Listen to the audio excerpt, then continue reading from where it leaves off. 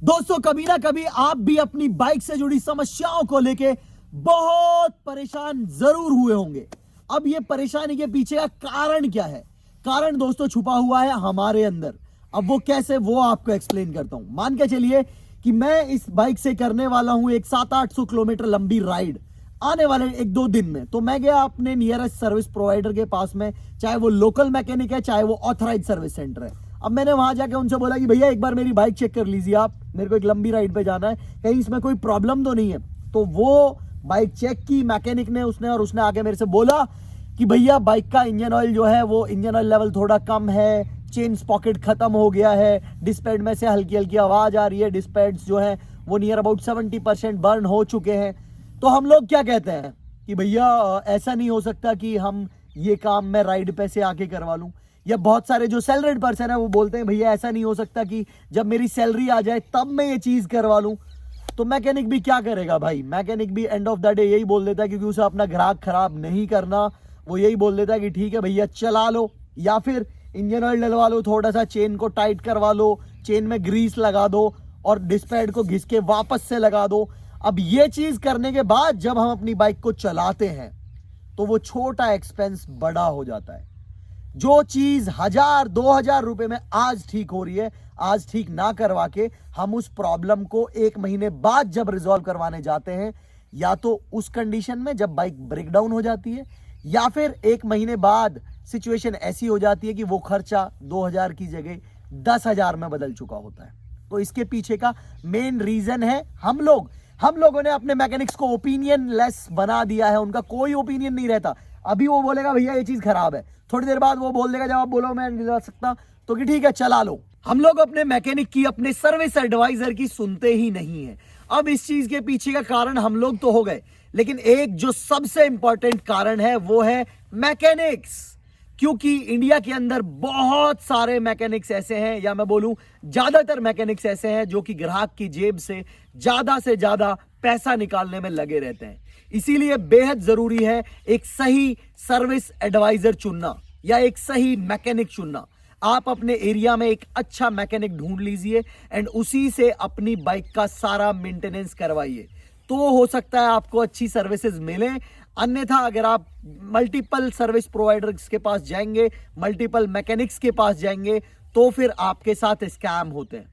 And मैं खुद इस इंडस्ट्री से बिलोंग करता हूं, अपना खुद का एक छोटा सा वर्कशॉप है, एक्सपीरियंस से आपको बता रहा हूं। मेरे पास काम मत करवाओ, किसी के पास काम मत करवाओ, जो आपके नजदीक में है, जिसके ऊपर आप सबसे ज्यादा भरोसा कर सकते हैं, उसके पास काम करवाओ। क्योंकि छोटी छोटी चीजें कब बड़ी समस्या में कन्वर्ट हो जाती हैं पता ही नहीं लगता दोस्तों। आपका 1000 रुपए का एक्सपेंसेस 10,000 में ऐसे कन्वर्ट हो सकता है with in 10 to 15 days. And वो चीज अगर आप 1000 के टाइम पे ही करवा लेंगे तो आपकी प्रॉब्लम जल्दी से जल्दी रिजॉल्व हो जाएगी। अब ये चिल्ला के वीडियो बनाने के पीछे का मकसद है आपको छोटी मोटी 4-5 चीजें बताना, इंजन से जुड़ी हुई और इंजन ऑयल से जुड़ी हुई। क्योंकि वो चीजें अगर आप समझ लेंगे तो आपके जो ये छोटे छोटे एक्सपेंसेस बड़े हो जाते हैं ना, ऐसा आपके साथ नहीं होगा। एंड स्पेसिफिकली अगर डायरेक्टली मैं बोलूं तो आपका इंजन जो सीज होने वाली प्रॉब्लम्स आती हैं वो नहीं आएंगी। प्लीज वीडियो में एंड तक जरूर बने रहिएगा, 2-3 मिनट और लूंगा, ऑलरेडी बहुत ज्ञान दे चुका हूं। अगर वीडियो अच्छा लगे वीडियो को लाइक कर दीजिएगा, चैनल को सब्सक्राइब करके बेल नोटिफिकेशन आइकन को प्रेस कर दीजिएगा, क्योंकि अपने चैनल पे डेली एक ऐसा ही वीडियो आता है स्पेसिफिकली बाइक से जुड़ा हुआ। दोस्तों सबसे एक्सपेंसिव एंड सबसे इंपॉर्टेंट चीज बाइक के अंदर क्या होती है? बाइक का इंजन। हम लोग क्या करते हैं कि बाइक के इंजन ऑयल को एकदम इग्नोर मारते हैं एंड बहुत सारे लोग तो ऐसे हैं जो कि किलोमीटर्स को कैलकुलेट ही नहीं करते, जो कि टाइम के हिसाब से कि भाई अभी 3 महीने नहीं हुए हैं, भाई अभी 6 महीने नहीं हुए हैं, 6 महीने बाद ही इंजन ऑयल चेंज करवाएंगे।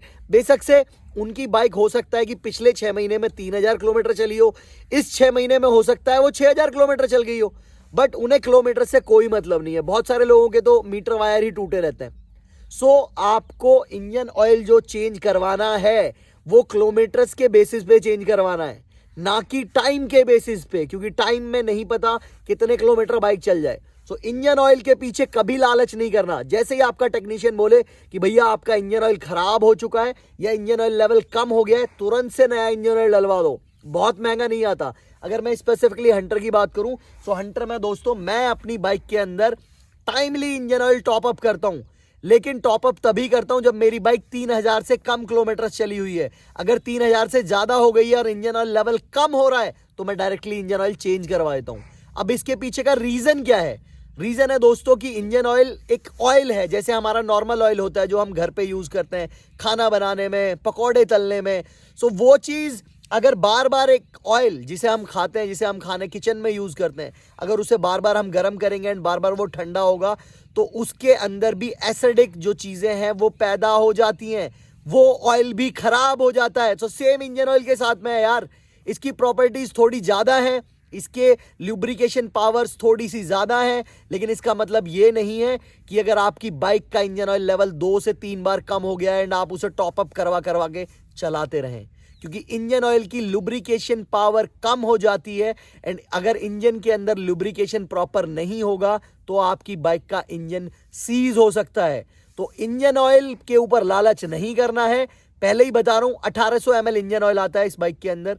अगर आपकी बाइक 5000 किलोमीटर चल गई है तो प्लीज बिना सोचे समझे इंजन ऑयल चेंज करवा दो along with oil filter. And अगर आपकी बाइक 3000 3500 किलोमीटर चल गई है एंड इंजन ऑयल लेवल कम हो गया है तो एक बार ही टॉप अप करवाइए बस। ऐसा नहीं कि 500 किलोमीटर के बाद वापस से इंजन ऑयल लेवल डाउन हो गया एंड आप वापस से टॉप अप करवा रहे हैं, क्योंकि फिर इंजन ऑयल वो खत्म हो चुका है। अगर लेवल अपने आप कम हो रहा है तो इसका मतलब ये है कि आपकी बाइक का इंजन हीट हो रहा है एंड वो इंजन ऑयल को बर्न कर रहा है। तो उस सिचुएशन में अच्छे से अच्छे टेक्नीशियन को मिलिए, जाके उनसे सलाह लीजिए एंड अपनी बाइक में काम करवाइए। अगर आप ऐसा नहीं करेंगे तो आने वाले 2-4-6 महीने में इंजन खत्म हो जाएगा, सीज हो जाएगा एंड फिर आपको अच्छे खासे पैसे खर्चने पड़ेंगे।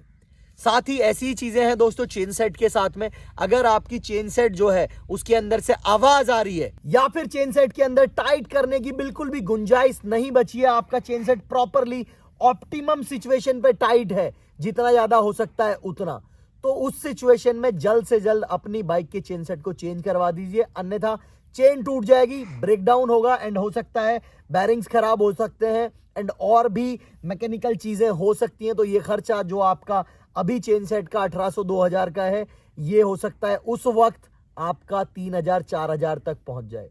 तो इसलिए दोस्तों इन चीजों को इग्नोर नहीं करना है। अगर ब्रेक पैड्स में से आवाज आ रही है इंस्टेंटली मैकेनिक के पास जाएं, चेक करवाएं। अगर वो 50% से ज्यादा बर्न हो चुके हैं तो इंस्टेंटली उन्हें चेंज करवा दें। बहुत महंगे नहीं आते भाई, अगर आप नहीं करवाएंगे तो जो डिस्क की प्लेट है वो खत्म हो जाएगी एंड उसके बाद खर्चा और ज्यादा बढ़ जाएगा।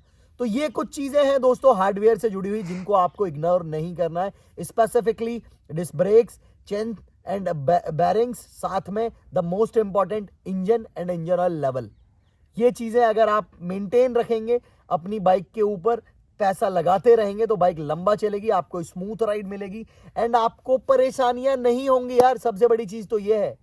तो दोस्तों इस वीडियो में इतना ही ज्ञान, कल मिलेंगे ऐसे ही किसी इंफॉर्मेटिव वीडियो के साथ। तब तक धन्यवाद, खुश रहिए, ट्रैफिक रूल्स को फॉलो करिए। जय हिंद, जय भारत।